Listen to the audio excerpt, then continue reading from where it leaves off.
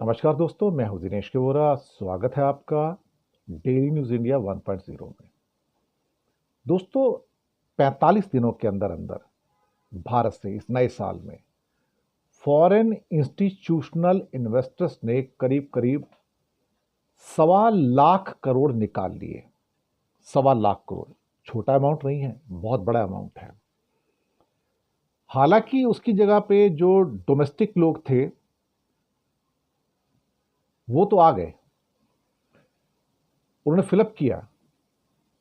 अब पहला सवाल ये पैदा होता था कि अगर 1.25 लाख करोड़ के स्टॉक बेचे 45 डेज में और उसके बाद 1.25 लाख करोड़ के जो हमारे डोमेस्टिक इन्वेस्टर्स थे उन्होंने और पैसा लगा दिया एसआईपी के थ्रू, म्यूचुअल फंड के थ्रू, तो फिर इन 45 दिनों में हमारी जो स्टॉक मार्केट है गिरी क्यों? यहां से 1.25 लाख करोड़ रुपए जब लेके गए तो ऐसे कौन से देश थे भाई जहां पर इन्होंने पैसा झोंक दिया? इंडिया में उनको प्रॉफिट नजर नहीं आ रहा था, पर कहीं तो था। अब मेरे पास जो फिगर आए तो चौंकाने वाले फिगर आए। पता लगा कि इन्हीं 45 दिनों के अंदर फॉरेन इंस्टीट्यूशनल इन्वेस्टर्स ने करीब $10 बिलियन चाइना में इन्वेस्ट किए। इसी दौरान में जब इंडिया से 1.25 लाख करोड़ रुपए निकाले गए, और 1.25 लाख करोड़ का मतलब होता है अप्रॉक्सीमेटली, आप ये कह सकते हो कि $16 बिलियन हो गया। ये अप्रॉक्सीमेटली $16 बिलियन हो गया, या $15 बिलियन, मोटा मोटा कह सकते हो कि $15 बिलियन इंडिया से निकाले। तो कौन से कंट्री थे भाई जहां पे इन्होंने पैसा इन्वेस्ट किया? कई और कंट्री से भी निकाले होंगे। तो पता लगा चीन में $10 बिलियन का इन्हीं 45 दिनों में इन्वेस्टमेंट हुआ, इन्हीं एफआईआईज के द्वारा। ब्राजील में सिर्फ $1.5 बिलियन का इन्वेस्टमेंट हुआ। लेकिन दिल थाम कर बैठिए, फ्रांस के अंदर $32 बिलियन का इन्वेस्टमेंट होता है। क्यों होता है पता नहीं साहब, लेकिन भारत से इन्होंने करीब $15 बिलियन निकाले, कई और देशों से भी निकाले। लेकिन चाइना में $10 बिलियन लगाया और फ्रांस के अंदर भी इन्होंने लगा दिया। अब कहां कहां उन्होंने शेयर बेचे? ये शेयर बेचना इस बात का संकेत है एक्चुअली कि भाई अल्टीमेटली भारत में ऐसे कौन से सेक्टर हैं जिसके ऊपर फाइनेंशियल इंस्टीट्यूशनल जो इन्वेस्टर्स हैं फॉरेन के, उनको यकीन नहीं है कि भाई ये डूब रहे हैं, यहां से निकल जाओ, भाग जाओ यहां से।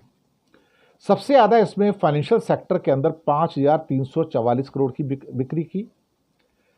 फास्ट मूविंग कंज्यूमर गुड्स जिसको एफएमसीजी कहते हैं, वहां पे 4,300 करोड़ की बिकवाली की। इसके अलावा और कुछ कंज्यूमर गुड्स थे, उसमें 3,200 करोड़ की बिकवाली की।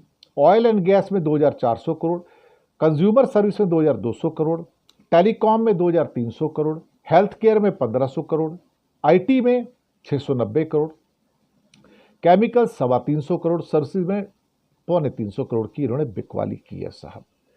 अब ये इस बात का संकेत है कि भाई ये सेक्टर कमजोर होते नजर आ रहे हैं।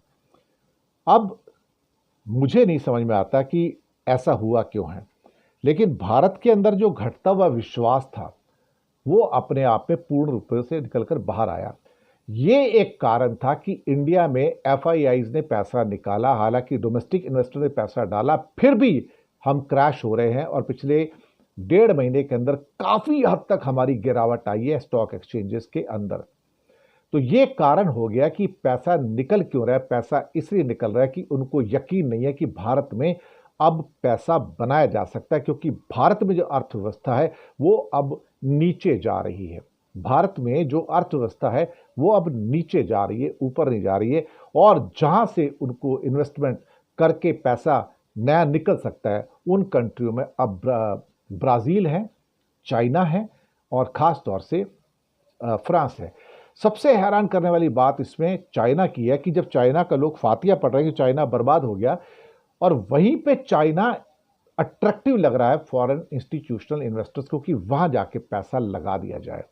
बिल्कुल हैरानी की बात है साहब, बहुत बड़ी हैरानी की बात है कि चाइना का फातिया पढ़ना गलत है। आप चाइना को रीड ही नहीं कर पा रहे कि उसके अंदर हो क्या रहा है। और हम इतने उछल रहे हैं कि हम ब्राइट स्पॉट हैं, लेकिन दुनिया नहीं समझती कि हम ब्राइट स्पॉट है दुनिया के।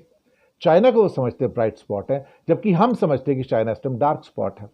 तो चश्मे की बात है, हमारा चश्मा दरअसल गलत हो गया है, हम गलत चश्मे से चीज़ों को पढ़ने की कोशिश कर रहे हैं। शुक्रिया आपका बहुत बहुत।